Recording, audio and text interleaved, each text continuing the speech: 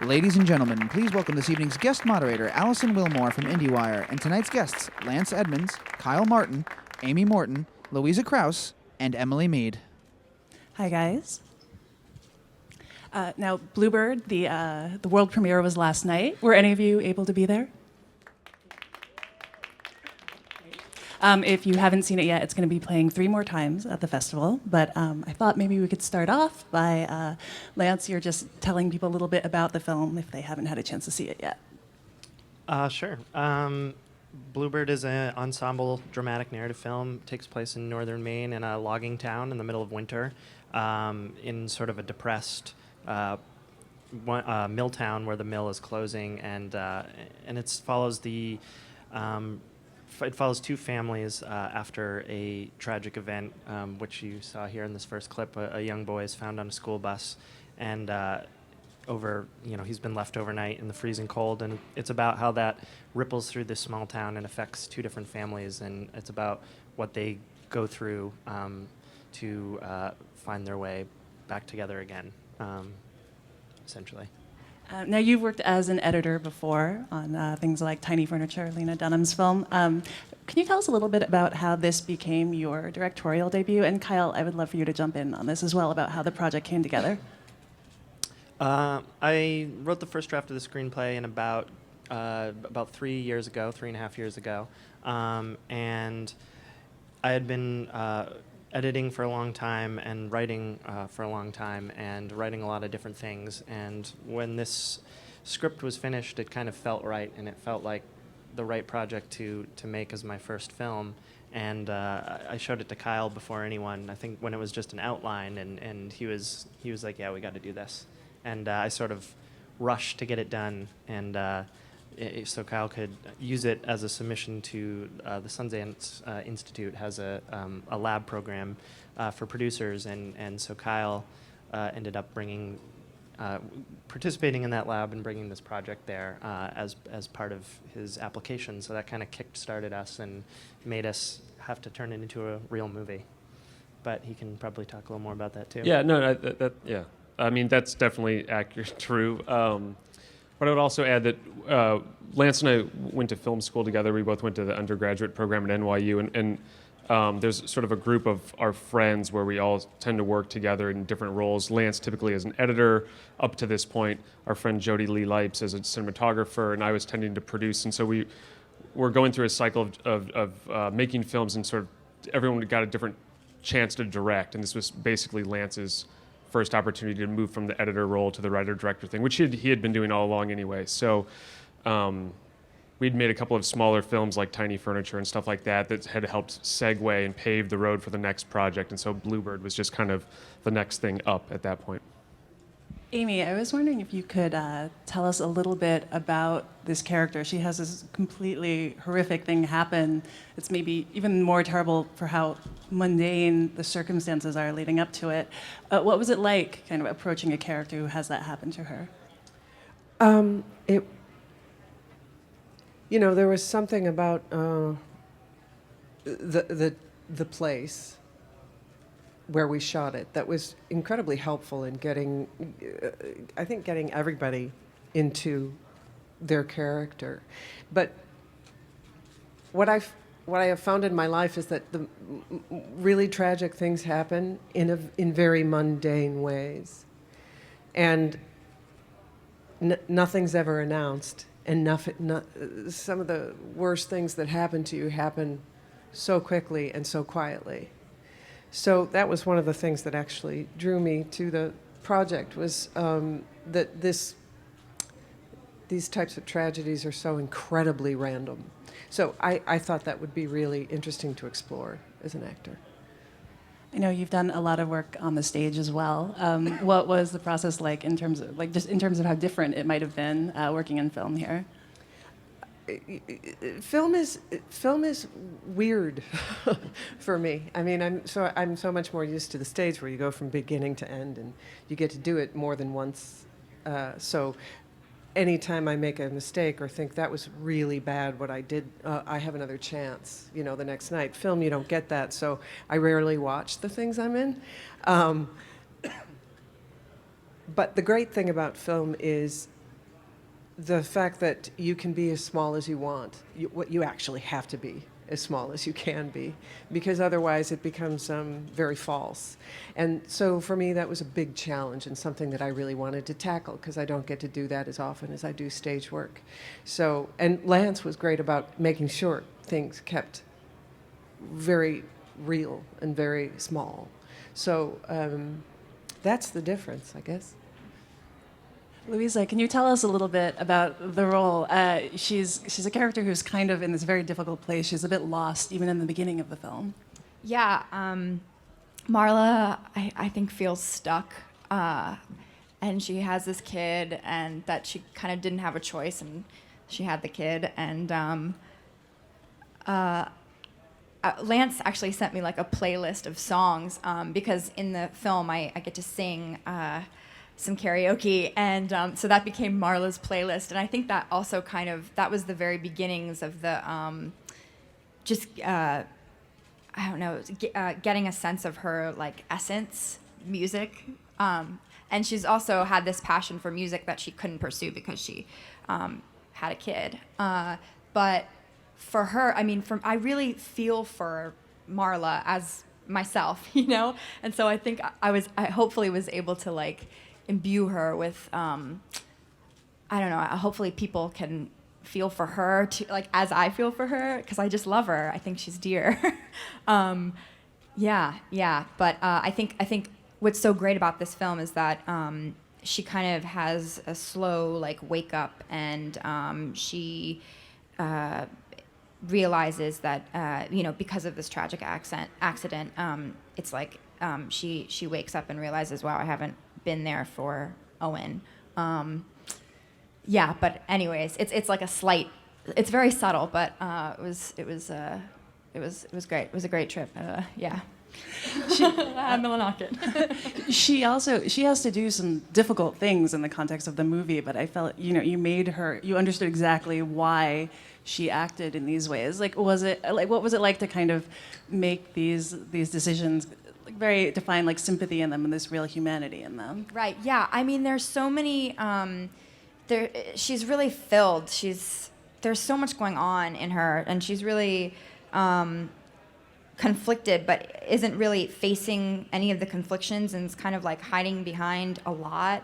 So there's so much going on inside, and I guess I was able to tap into that. I mean, I came up with a history for her, and it was actually amazing. I mean, the production designer sat down with all of us, and we had a meeting, and I was like telling her all this stuff that I get like details about Vacation Bible School and like teaching music, and having a harmonica, and I actually got to keep the harmonica that Imbal gave me. It was awesome. But yeah, I just think, I don't know, and just in that environment, the environment too was really helped with just and being at the local bar and hanging out with the Mainers. I mean, wow, that was amazing. It was like just to be in that place and like be exposed to such real people that you're not even aware of. You know, it pierces your core, and I think that shows up in all of us in the film. Emily, you're playing a teenager here. Yeah. What was it like to kind of get back into that mindset, especially having this thing happen to her family as the film goes on? Yeah, it's funny you say that, actually, because that was a huge. Basically, right before I saw the script, I was like telling everybody I'm officially done playing teenagers. I do not want to go back there.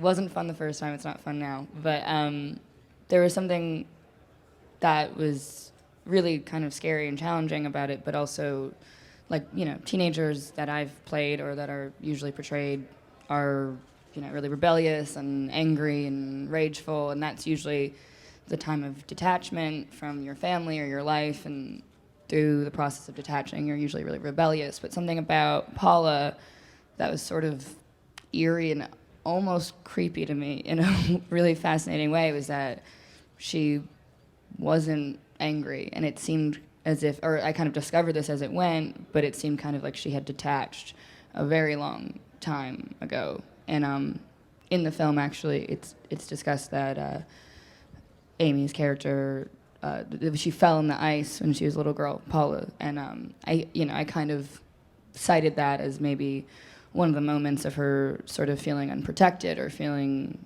not taken care of, and possibly that was when she detached her. Who knows? And I feel like what really fascinates me about her relationship with her mother is she's not angry, and there's almost this sympathy or understanding, and there's, she's kind of in a house of strangers, and she's kind of, I don't know, I didn't see it necessarily, the way I justified it was not necessarily going back and playing a teenager, but sort of the personification of that, the true feeling of being lost, which is not even knowing what you want. Whereas most teenagers, I think, they want something else, and they want to escape, and they want to live this life that they're somehow being held back from. Whereas what's so scary and sort of sad about Paula is I don't think she has any idea what she wants, and I think she was not even taught how to want, sort of. And I think that's what's fascinating about this town is if you stay somewhere like that, you have to find a way to almost debilitate yourself or cripple yourself to believe that this is all there is out there and to not escape. And, you kind of, and I found that in the town, that a lot of people are justified, like there's this very sort of know-it-all attitude about a bunch of people, as if they know that that's really like dreaming is for suckers, sort of thing. So a teenager who, teenagers are usually the most intense dreamers. A teenager who's not really dreaming. I even think her relationship with the boy in it, she's not necessarily even in lust or in love. She just knows that that's what you're supposed to do, and is sort of just going through the motions. And yeah, that that was fascinating to me, and that was something I didn't fully relate to, which is what made it I relate to the angry teenager, but it was really interesting to find that feeling of lostness. I would love to hear from all of you on this, but maybe I should start with Lance. I assume you grew up in Maine, because I can't imagine that someone would kind of be like, choose to, in that weather that we see in the movie, this like brutal cold, kind of like embrace that in their first film. So could you tell me a little bit about how just the cold fits into the whole theme of the movie? And then I would love to hear from all of you about shooting in that cold. Yeah, definitely. I did grow up in Maine, and not in the town we shot, but it's definitely, there's a mythology there, and it was kind of the more mythic Maine that I was interested in exploring. The Maine of colossal pine trees and logging and sort of remote mill towns, and this sort of epic, deep winter that Maine is known for. It's incredibly brutal in a way that I think winters in other parts of the country aren't. And I thought, it was an apt metaphor for what the characters were going through, and so it was always set in winter, in the sort of starkness of winter. Very much was a character in the film in a lot of ways. The child is found, and he's suffering from hypothermia, and this sense of being frozen. You're neither dead nor alive, and you're neither here nor there, and there's something about like not being able to move, being frozen, and I think all these characters are kind of suffering from a metaphorical frozenness as well. So the cold was definitely a big factor, and the place itself really inspired the story. So as a filmmaker, I find myself occasionally working backwards, being inspired by a place or by a feeling, and then coming up with a story that takes place there and gives me that same feeling that I get from it. And that's really the genesis of Bluebird, was very much a feeling of feeling, it's beautiful there, and it's serene, and it's quiet, and there's something about snow blanketing a landscape that dampens all the sound, and there's something very calm about that. But it's also terrifying, and it's lonely, and it's cold, and there's something that's almost existential about the terror. And those two feelings were sort of two sides of the same coin, and I thought it was a really interesting contradiction. And I really wanted to make a film that felt that way, where you really felt both of these things at once. And so the story, in a lot of ways, was in service of a feeling for me. And yeah, but Maine was very important, and it was very cold, and I'm sure they can talk about how cold it was. It was very cold. I live in Chicago, so I'm used to cold. But shooting all those exteriors were just, there were some really brutal days. And weren't they considering it a mild winter? Because they weren't getting much snow? Relatively, it was considered a relatively mild winter for them up there. They were all like, "You think this is winter? It hasn't even happened yet." And we're like, "Okay." Yeah, winter's really pretty if you can watch it from your window. But boy, oh boy, yeah, it was cold, and therefore incredibly helpful. There wasn't a lot of acting going on when we were outside. There really wasn't. It was just say the words so you can stop filming. My own personal opinion. Thank you very much. Yes, lots of hand warmers and foot warmers. I would every day to set I would wear my own little SpongeBob SquarePants socks, but they were like really thin, so I would like pack my boots with little feet warmers. It's great. Yeah, and the place we stayed was amazing. I mean, there was a gazebo and AstroTurf and a pool in the lobby.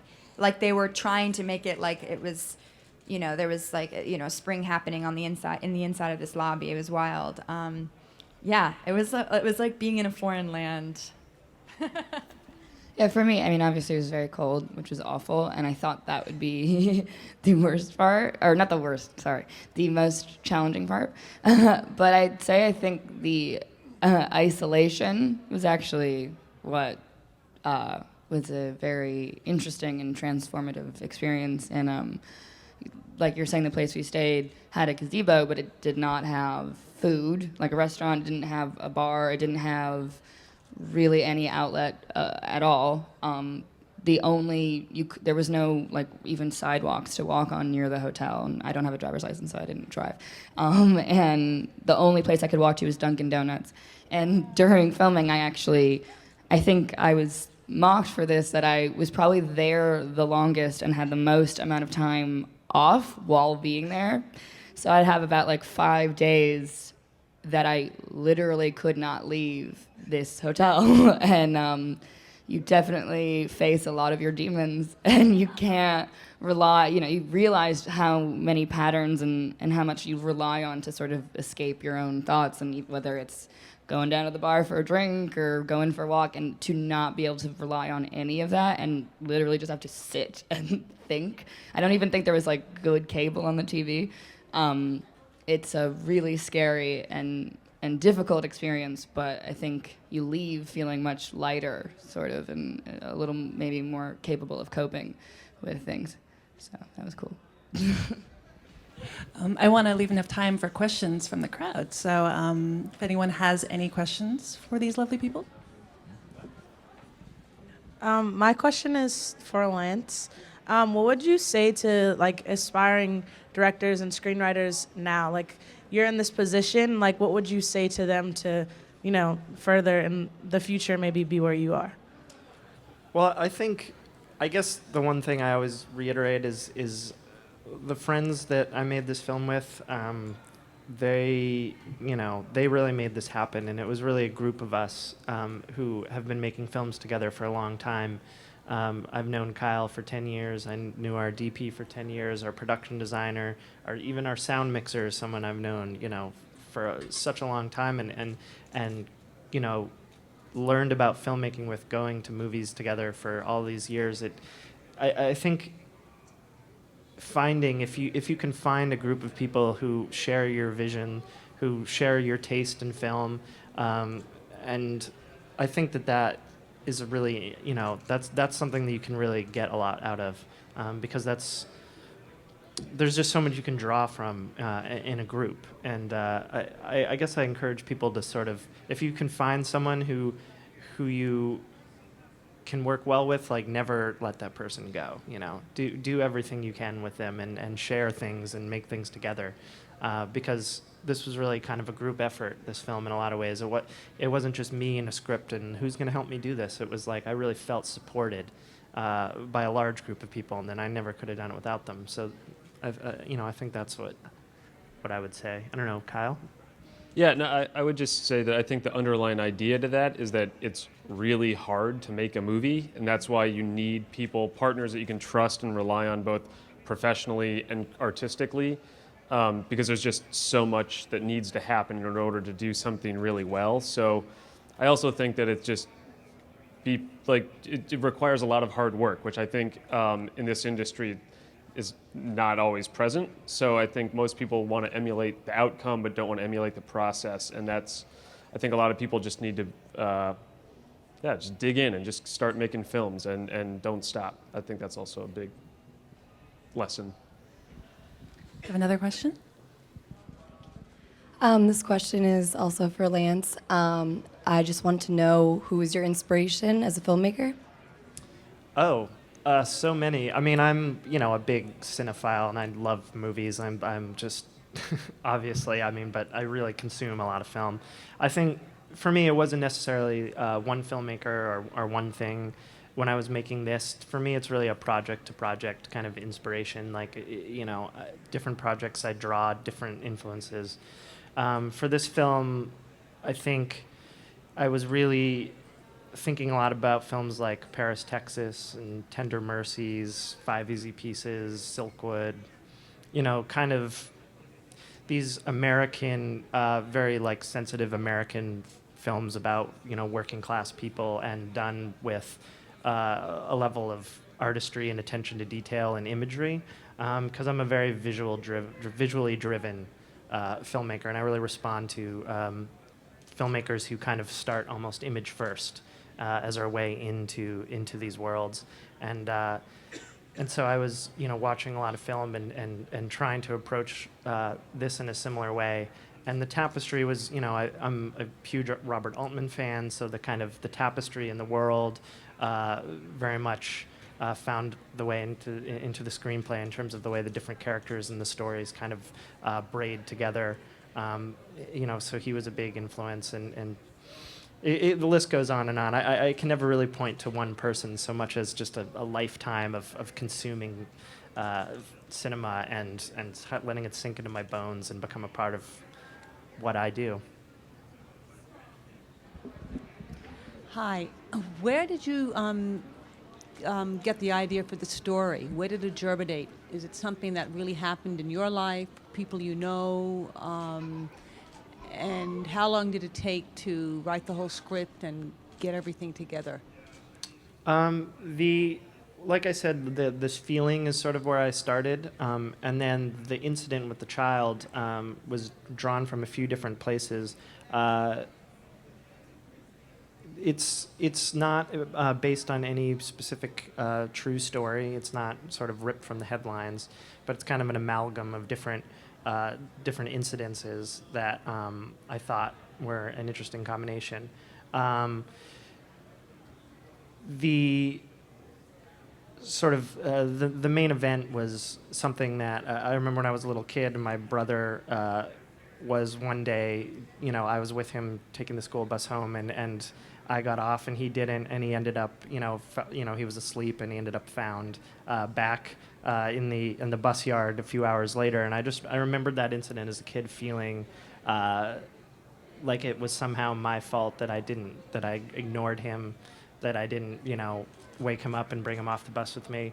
And it's just one of those things. It's a very small bit of negligence, I feel like, and in that case, things turned out fine, and I thought, what if they didn't, what if there wasn't, a supportive parent, or someone to ask questions, these things that fall through the cracks, just small things, day-to-day little ripples in coincidence can have these massive impacts. And I thought that this was a really interesting event, and also metaphorically with the film, the idea of being frozen and trapped was very much thematically relevant to the story I wanted to tell and to the feeling I wanted the film to have. So, that's kind of how that came together, and it was, it's a process. And I think writing took a very long time. Writing for me is incredibly painful and slow, and it's really, really, really difficult. It's probably the hardest part of the whole process is writing. But I think I was writing on set, I was writing on set. Then the script never really was like done and off to the printer. I mean, it was a constant evolution. And then when we got there and I actually got to sit down and do rehearsals, like things were crossed out and moved around. And the end of the film, even during shooting, shifted because, emotionally things were evolving. So I can't really say. I'd say the script took as long to write as it took to make the film. So it was a 3-year evolution. Any other questions? Hi. So Lance, you're from a town sort of like this, and Louisa, you sort of already addressed it. But for Amy and Emily, I guess my question is, going up to this small town in Maine, almost anthropologically, how aware was everybody in the town that you were making this movie, and in hanging out with the town and sort of figuring out what the landscape was? Do you think your presence sort of affected how they acted? Or, I mean, what was the background research like on your part? Meeting the town people was incredibly important for me. I had to learn to drive a school bus, so I got to meet the school bus driver, and she was probably about 65 or so, and had been driving a bus forever and took her job very seriously, and she was really helpful, just in like the way she moved and the way she talked. And then I met another woman who was also incredibly helpful at the bar when we all went to the bar. And it's a town that's lost 3,000 people because of the recession, so that roughly half of their population. And you see it when you go down the one Main Street. I would say probably about 85% of the businesses were shut down. So it was an incredibly depressed town. And the people were really lovely. They were really, really lovely to us. So I don't know. I found them all really helpful and really pretty great. Yeah. I mean, they were very aware of us because there's not many of them. So we probably doubled the population while we were there. But yeah, I agree. I was really seeking out people, more teenage people, which was harder to find because they're in school, or I couldn't really find them. But I did, meet younger people, or kind of put together pieces and try to be creative with that. But yeah, they were all really helpful, and just speaking to them is fascinating. And I mean, yeah, I've been to other small towns and, in other situations like that, but it is always interesting to speak to people when you are there with a film. And yeah, the reaction is very welcoming, but also it's almost as if they are less affected than somewhere where that is the focus. And it's like, I mean, they knew, they were like, that's cool, but they were still able to speak as normal people. And I don't think they were just hanging around us because they wanted to be around people in a movie. They just saw us as humans, where I feel like in other places, not to name specific places per se, but it is way more, there's more of an obsession with Hollywood. I don't even know if they knew necessarily all the things that were going on in tabloids. I mean, I'm sure many of them did, but I think they just appreciated us being there, but it wasn't so much about the concept of us being in a movie, if that makes sense. They also, I think, were really happy that we were there spending money. Quite frankly, I mean, it was a very symbiotic relationship that way, I think.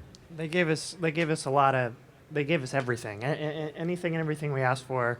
They were there, and they were incredibly generous. I mean, that's the real hospital that we shot in the real police station. That's the chief's desk. We asked, do you They were incredibly supportive. They vacated the police station. It's night and day, like shooting in a borough in the city versus shooting in Millinocket, Maine. It's totally night and day.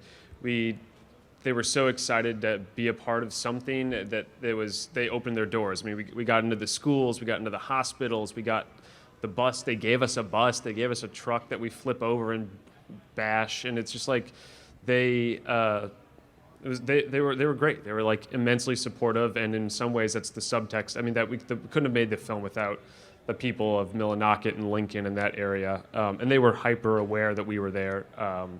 I think they were just excited. Also baffled. They were sort of completely confused as to why we were up in Millinocket, Maine, and chose that city to shoot a film there, which was it was sort of, yeah, we were also somewhat baffled once we started making it. Why are we here?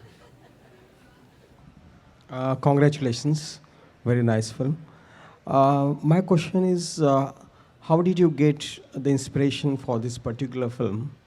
And also, the budget was any constraint before when you incepted the film?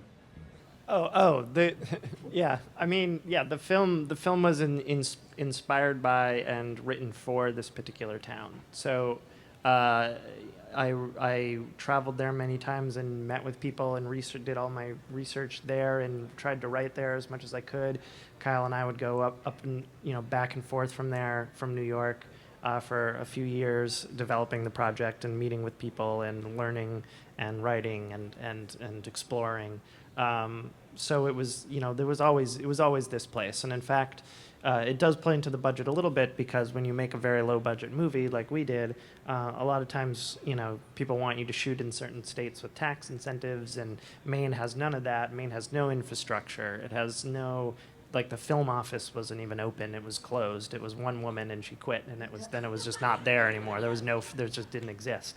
So there's literally nothing. There's no support in Maine, and it's also, we were, I don't know, like, we were about 5 hours north from the border with New Hampshire. So basically there is no close town or city. There's nothing. There's nothing close. I mean, there's no way to get equipment and people. So, it was, a lot of people were like, why? Like, this is so confusing. Why would just, fake it and shoot it in New York and get the tax credit, and then you can, like, shuttle people back and forth from the city. But it was always very important to me to shoot in this specific place.